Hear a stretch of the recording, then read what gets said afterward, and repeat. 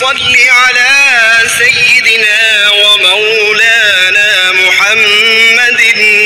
صاحب التاج والمعراج والبراق والعلم دافع البلاء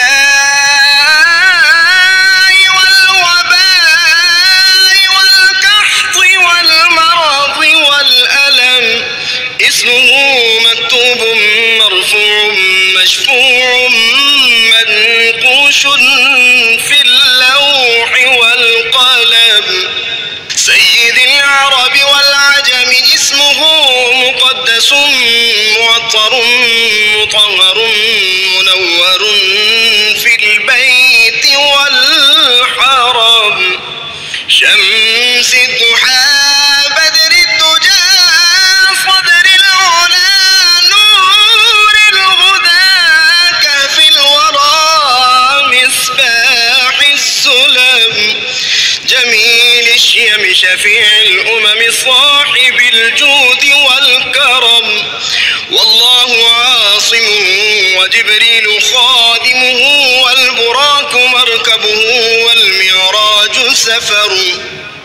وفوق سدرة المنتهى مقامه وقاب قوسين مطلوبه والمطلوب مقصوده والمقصود موجود سيد المرسلين خاتم النبيين شفيع المذنبين أنيس الغريبين رحمة للعالمين راحة العاشقين مراد المشتاقين شمس العارفين سراج السالكين مصباح المكرمين محب الفقراء والغرباء واليتامى والمساكين سيد الثقلين نبي الحرمين إمام القبلتين وسيلتنا في الدارين صاحب قاب قوسين محبوب رب المشرقين ورب المغربين جد الحسن والحسين مولانا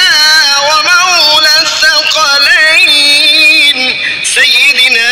أبي القاسم محمد بن عبد الله نور من نور